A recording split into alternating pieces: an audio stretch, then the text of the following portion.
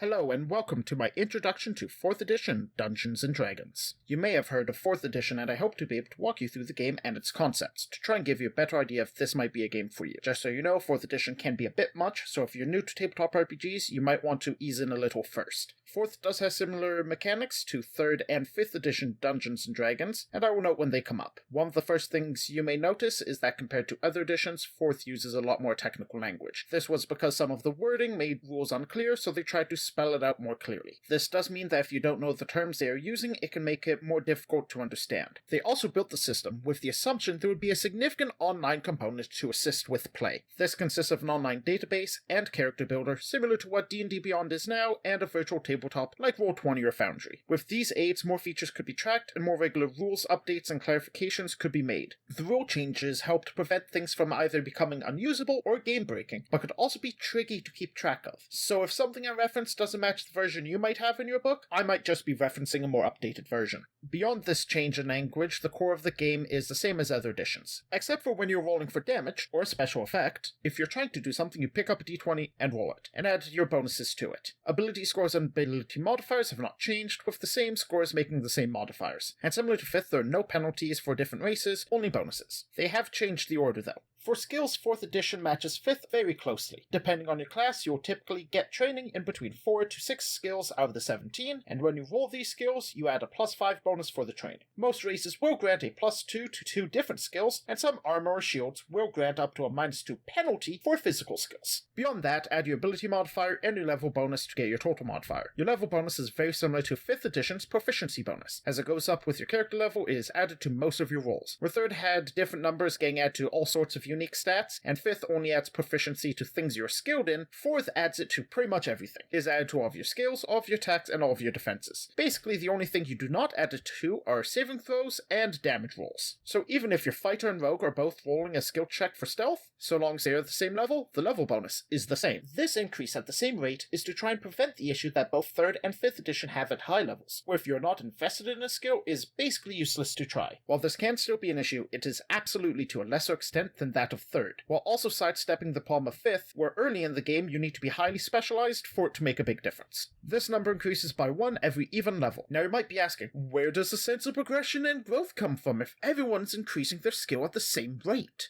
The answer to that question largely comes from monster difficulty and from the difficulty class by level chart found on page 42 of the Dungeon Master's Guide. If you look at the chart, you'll see different difficulties for different levels. These are the DCs for trying to figure out how hard it should be for characters of different levels. If I'm trying to find the difficulty of snatching the coin purse off of a random passerby, I might find that would be moderately difficult for a less trained hand, but easy for a more experienced thief. Looking at those, I might set the DC anywhere between them, even if the characters are a higher level than that. On the flip side, breaking into a god's bedchambers would be a challenge for even the most skilled of thieves. In this case, a lower adventurer may find it functionally impossible to do, if they should find themselves outside of Mystara's door. Additionally, you may see that 4th has more levels than other editions. They tried to keep these levels interesting by changing the scope of play every 10 levels. These are the Heroic, Paragon, and Epic tiers of play, where Heroic might see you fighting dark cultists, Paragon might see you fighting the unholy monsters created by their god, Epic you are finally taking the fight to the god themselves. In other editions, the more fantastical abilities are determined by what spells the characters have access to. Spells do not strictly exist in 4th, but a lot of the abilities remain.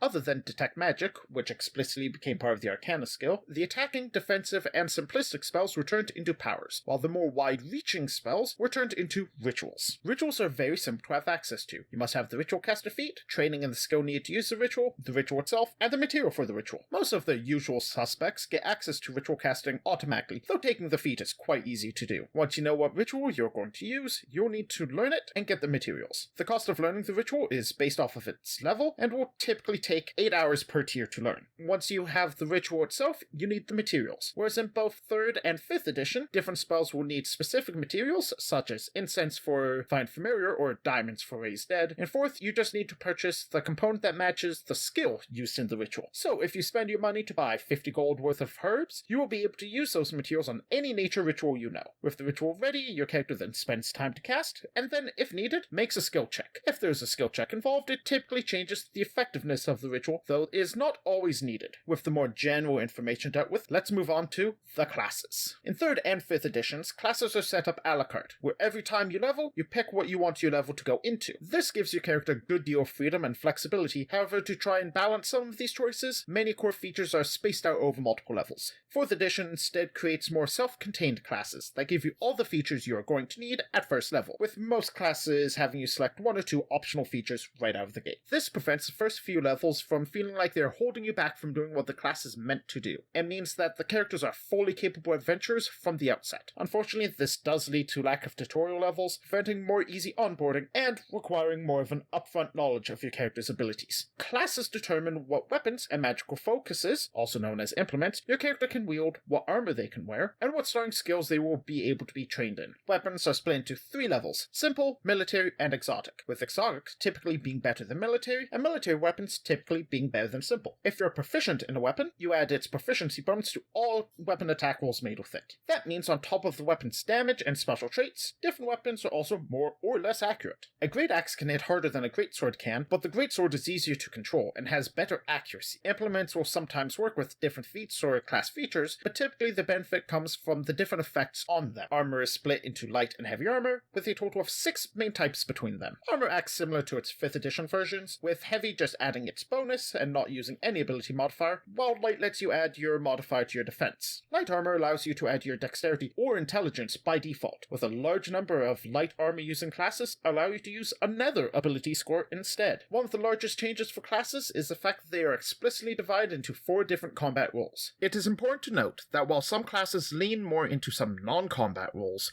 the roles as defined here are for combat purposes only. The 4 roles are Striker, Defender, Leader, and Controller. The Striker is your single target focusing high damage dealer. They may put different debuffs on enemies, but they are first and foremost meant to bring down the priority targets. Defenders are your high survivability tanks. They are there to make sure your allies do not become high priority targets by penalizing enemies that try to ignore the defender. Leaders are your support. They provide buffs, debuffs, and healing to get everyone to work at their best. Controllers specialize in area of effect and, well, battlefield control. They will put down large area debuffs, summons, and move other characters and enemies around. 4th edition makes these roles important due to its emphasis on teamwork. Where in the other editions, you can mostly play whatever party composition you want, 4th is built with the idea that if you do not have a mostly balanced party, you're going to struggle. Though 4th does make sure that the different powers and class features of each class synergize with themselves to make it fun and rewarding to play each role. But to do this, it meant that they had to make sure all the classes were self-contained, striking out how multiclassing was handled elsewhere. Multiclassing does still exist, but in 2 different formats: feat multiclassing and hybrid characters. Feat multiclassing is the more straightforward of the 2, and is more in line with the other editions. When you take feat, you may take a multiclass feat instead of the other options. If you do, you typically gain a lesser version of one of the class's main features, and are considered that class for other prerequisites. As you get more feats, you can also choose to swap different powers from your main class to that of your secondary class. This doesn't grant you a greater number of powers than other characters of the same level, just a wider pool of options. Hybrid characters, however, are something you pick at character creation. You pick 2 classes, then gain some of the stats and abilities of each. When you pick powers, you have to make sure you have an equal number of each class. So when you start with your first encounter power from one class, when you get your second, you need to take it from your other classes. Each class gives you about 40% of their overall utility, and most of the powers and features only work with the base class's options. This means that it's easy to have a hybrid character that just doesn't work. Between this and the extra complication, it is generally recommended that only advanced players run hybrid characters. But if you decide you don't want to multiclass or play a hybrid character, that does not mean you can't redefine your character. This comes in the form of Paragon paths and epic destinies. When you first hit level 11 as part of Paragon tier, you get to choose yourself a Paragon path, and at level 21, you pick an epic destiny. These are new archetypes that you put on top of your core class, synergizing and expanding their abilities. When selecting a Paragon path or an epic destiny, there might be some prerequisites that you need to qualify for them. For this, you may want to do some research earlier into your campaign, but there are plenty to choose from that do not have prerequisites any more intense than just being your core class. When picking, your Paragon path will typically decide your specialty, while your epic destiny will help you become immortal, whether figuratively or literally. There is also the optional theme rule that your GM may wish to use. These work very similarly to Paragon paths and epic destinies, but are chosen at level 1. These help you define the personality and history of your character, and are usually very archetypal, such as being a noble or street urchin. As these are an optional role, please discuss with your GM whether your party is using themes or not. not. I would recommend looking at and using the themes from Dragon Magazine 399 if you are interested. Before we go into powers, we need to quickly go over the different defenses. The most important one is AC or armor class. This is, in general, how good you are at avoiding or deflecting attacks off of you. It is primarily based off of your level bonus, the armor bonus of your armor and shield, and your modifying ability score. There are also 3 non-armor defenses, and they take the role of most of the saving throws from 3rd or 5th edition. The big difference is that in 4th, you add the greater of the 2 different ability modifiers to it, and they are flat numbers to be rolled against, just like AC. This is why the orders of ability scores are different. Fortitude is a combination of the strength and constitution saving throws, and you can use either of those modifiers for it. Reflex is same as the dexterity saving throw, but you can use dex or int for it, and you add the bonus from a shield if you have one. And will is the combination of wisdom, charisma, and intelligence saving throws, but you can only use wisdom or charisma for it. In general, fortitude is resisting physical force or poison, reflex is dodging out of the way of a blast, and will is resisting mental influence. While engaging in combat, you might find yourself being hit by attacks, leading to taking damage. The amount of damage you receive is taken off of your HP, which is much more abstract in 4th edition than others. It is a combination of luck, actual damage, and exhaustion. Your initial HP is determined by your class and constitution score, not constitution modifier. This will typically give you somewhere in the 20s for starting HP. When you level, you gain extra HP, solely determined by your class, no modifier involved. This keeps the possible HP of different characters closer together than other editions. When you lose enough HP to be at less than half your maximum HP, you gain the Bloodied condition. Some bonuses or abilities only function if you or your target is bloodied. It also helps keep track of if players and creatures are in danger or not. Not all creatures have HP, as a minion type of enemy will be defeated as soon as they are hit. These are mooks meant to be taken down en masse. However, they do not take damage if an attack misses, similar to them all having evasion. When it comes to recovering from damage, you get one of the largest changes of 4th, the Healing Surge. Healing Surges are equal to a quarter of your maximum HP and makes healing more easily scale through higher levels. When most abilities heal a character, you'll typically tell them to spend a Healing Surge. When you do, you use one up and heal for its value. That way, a character who is high level still gets a similar benefit from healing as a low level character. This also means that, in general, defenders are going to recover slightly more HP than the others of the party, allowing them to tank more damage. Now getting into the meatiest part of 4th edition, the powers. Compared to 3rd and 5th, the powers may seem similar to each other, but that's because the devil is in the details. 3rd and 5th uses more conversational ways of describing spells than 4th's more templated version. The powers of 4th edition are structured to more easily check different sections and have the different effects be more concise, but that does mean not all the information is there. 4th edition might say a power is a blast 3, intelligence versus fort, 1d6 plus intelligence modifier, thunder damage, and push wisdom modifiers squares, where 5th might say is a wizard spell that makes all creatures in a 15-foot cube make a constitution saving throw,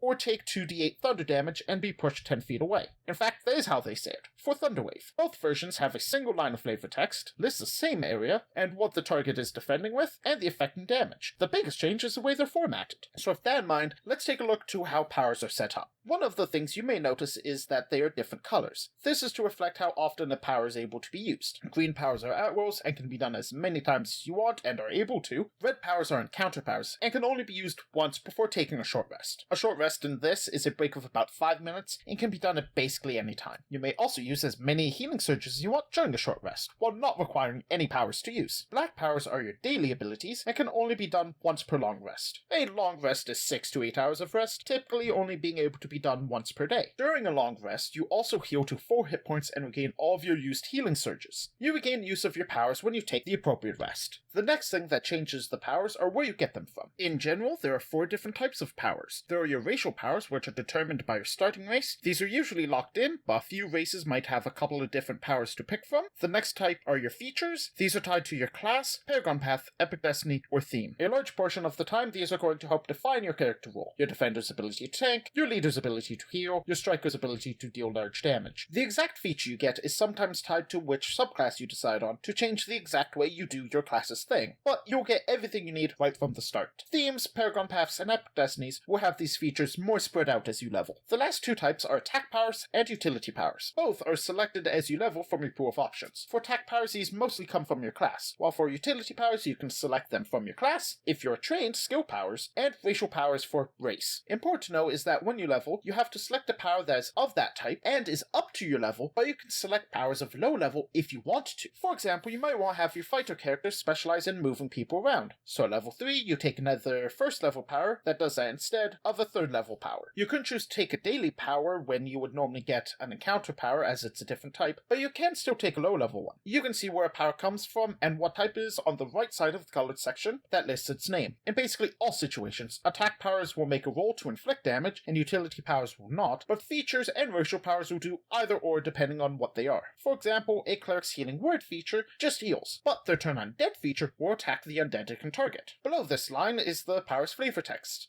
This gives you an idea of what the power looks like and what it does, apart from just the mechanical effects. This can also give you an idea when this power would be usable beyond the combat situation. Below the flavor text is a line that lists, again, the frequency of the power and all of its keywords. Keywords are largely split into three main types: source, identifiers, and effects. Source keywords generally tell you what kind of power it is, either defining the source of the class that it came from, or the object that you have to use with it. A wizard, for example, will have most of their powers be arcane implement, to show that it came from an arcane source, and that you'll be using bonuses from the implement you are using. A fighter's would be martial weapon, because it came from a martial source, and weapon because you would add your weapon bonuses, including the proficiency bonus. The next type are identifiers. That will tell you what kind of effects it will do and what kind of bonuses you might draw from. If you see a power with an element such as fire in its keywords, you can assume it will attack or defend you from that element. It will also tell you if you should add certain bonuses. For example, the feat Hellfire Blood gives a bonus on fire and fear attacks. You don't need to dig through the power to see if it applies, just check the keywords. The last type are effects. These actually modify how the power works. There aren't many, but they're worth keeping an eye out for. In general, they are Channel Divinity, that shares the use with all of your character's other Channel Divinity powers; Invigorating, granting you temporary hit points when you hit with them; Rattling, giving the target a penalty to attack; Reliable, that are not expended if they miss; Stances, that stay active until you drop them or switch stance; and Summoning, that creates another temporary creature you control. Any other effects will typically be listed in the chapter of where it is used, such as the Spirit keyword being in the Shaman section of the second player's handbook. The next part of the power is the action that is used. All characters get one of each action when they start their turn. There's a standard action, which is primarily used for attacking. It's the same as a standard action from 3rd or the action from 5th. There's a minor action, used for lesser abilities. It's the same as a swift action from 3rd or the bonus action from 5th. There's a move action, which is the same as the move action from 3rd. And then there is the immediate action, which is the same as the opportunity action from 3rd and 5th. There are two kinds of immediate actions. If you use an immediate interrupt, the effect goes off before the action that triggered it. If it's an immediate reaction, it goes off after. For example, if a power is going to move you when an enemy becomes adjacent, that's an immediate reaction. If the power reduces the damage you take, it's an immediate interrupt. When you're making an opportunity attack, you use your opportunity action, and you get one on every single turn. So if a group tries to run past you, you're going to get a swing against every single one. Unless an ability says otherwise, though, you're only making a basic attack against a target. There are some other substantial differences for the actions from 5th. First is, unless an ability says otherwise, in order to move, you need to take the action to do so. This means that it's not taken for granted that you can move, attack, and then move again. The next difference is you can exchange actions to less powerful ones. That means if you need multiple move actions, you can use your move action and your standard action to do that, but you cannot use your minor action. And if you need multiple minor actions, you can use either your standard action or your move action instead. Like normal, these actions can only be used on your turn. If you need to go full force on a target, you do have the option of using an action point. When you finish a long rest, you get exactly one, and once per encounter on your turn, you can use it to gain an additional action of any type. This lets you potentially make multiple attacks on a single turn. After every 2 encounters in a day, you will get an additional action point. No matter how many you have, you can only use 1 per encounter, and you reset back to 1 the next day, making it a true case of use it or lose it. Beside the action portion is the range section, which says what sort of distance or area this power uses. If it says weapon here, it will use your current weapon, provided it's still a melee or ranged weapon as relevant. Personal effects affect only you, the one using the power. We will get into handling other and ranges later, when we will also go over movement. Under that line, we'll sometimes have the weapon requirement. This may be a specific weapon or dual weapons. Below that is a trigger for the power if it is an immediate action or an interrupt. After that, we'll tell you the target you're using the ability on. This may list creatures as your target and will affect both enemies and allies as relevant. Below that is the attack you're going to make and against what defense. Here it will say an ability modifier which will add all of your bonuses, including proficiency bonus if it's a weapon, and then the defense. Make the roll and compare. If the total of the roll plus bonuses is equal or greater than their defense, then the attack hits.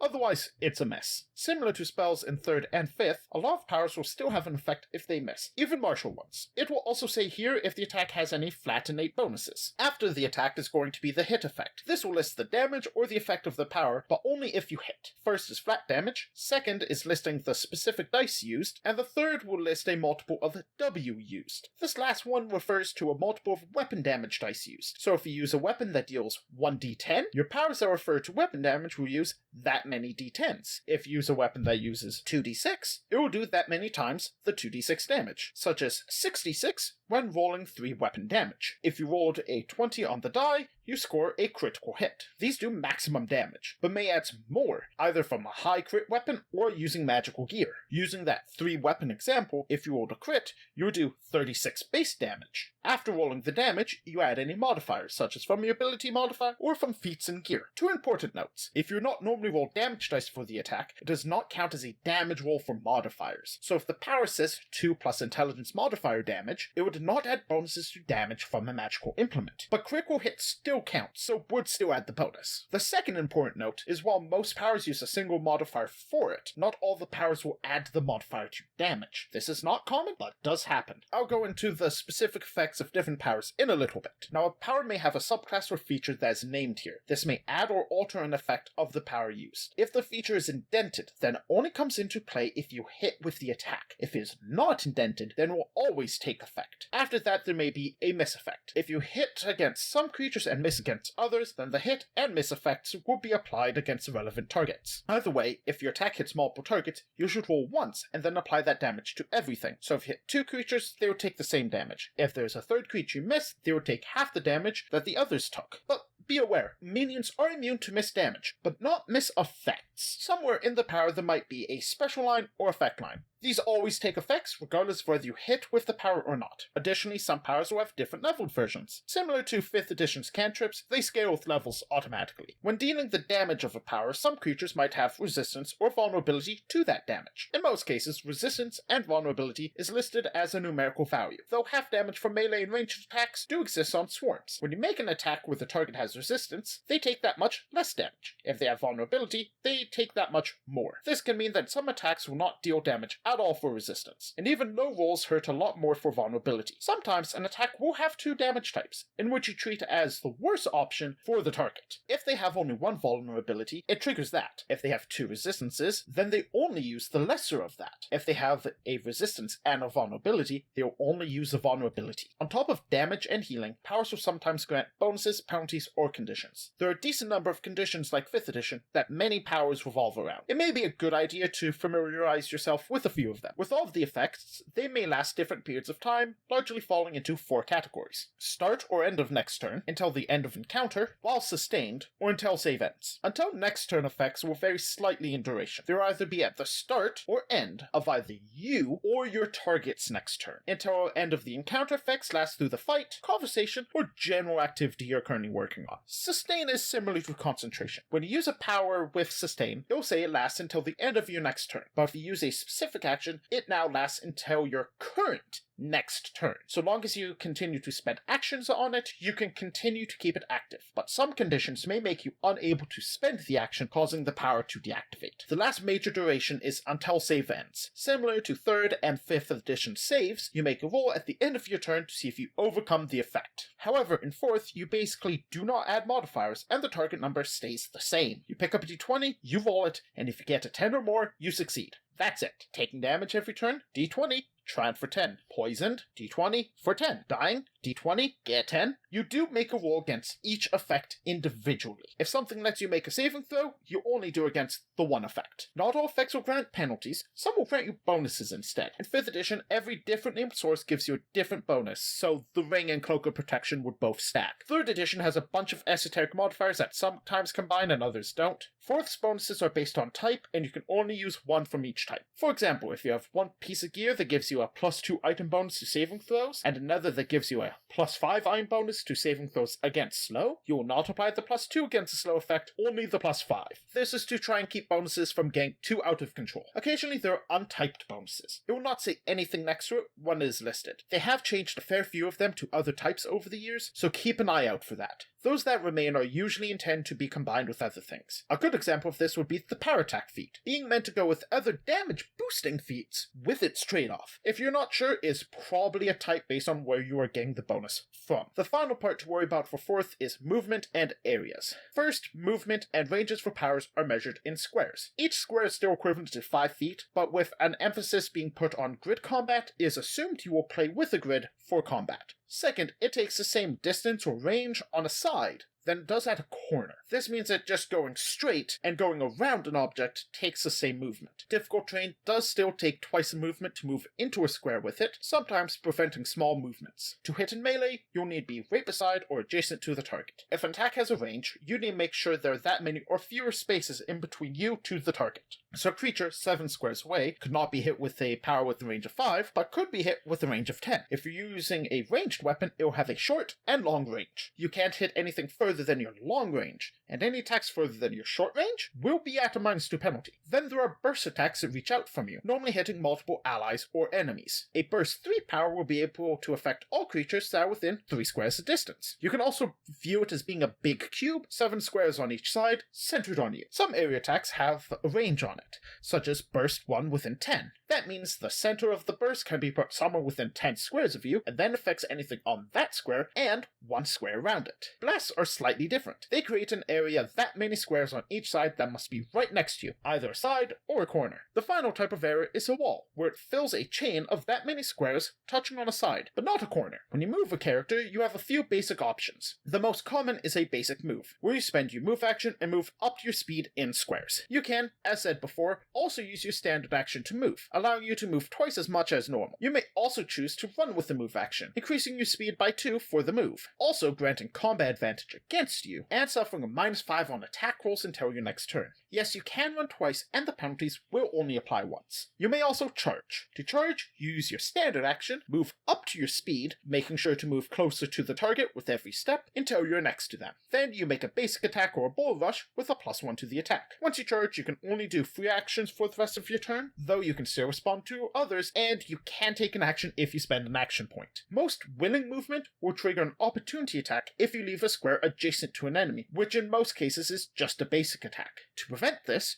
you typically need to be invisible, use a power to teleport, or shift. A teleport puts your character in a space up to its range away, regardless of obstacles in between. Anything that causes you to shift allows you to move that many squares, but you won't grant opportunity attacks in most cases. The easiest way to shift is spending your move action to allow you to shift 1 square. You will also trigger an opportunity action if you make a ranged or area attack if there is a creature within threatening range. Even though many creatures will have a reach that allows them to attack with melee beyond those directly beside them, few creatures will be able to make opportunity attacks at creatures that aren't adjacent. There is also when you force other creatures to move. These forced movements are push, pull, and slide. Slides move an enemy that many squares in any direction or path. A pull moves a creature that many squares, but each square must be closer to you than the last, and push moves them that many squares, but each square must be farther from you than the last. This does mean that you can push, pull, or slide targets around obstacles. Finally, there is flanking. If 2 allies are on the opposite sides of a creature, or corners, they have combat advantage to attack it, which is a +2 to the attack roll. However, if the ally is unable to take actions for any reason, they do not count as flanking. Needing to be on opposite sides does mean with larger opponents, one ally can grant flanking for multiple others, and flanking on corners does become more difficult. Now with flanking, you can create a long line of alternating allies and enemies, all granting flanking. This is also known as a conga line. To counter that, I would recommend instituting the rule that if positioning would cause a creature to be flanked, it cannot itself grant flanking. So these 4 creatures would not have any flanking amongst them. And that's the basics of 4th edition Dungeons & Dragons. Have a good one.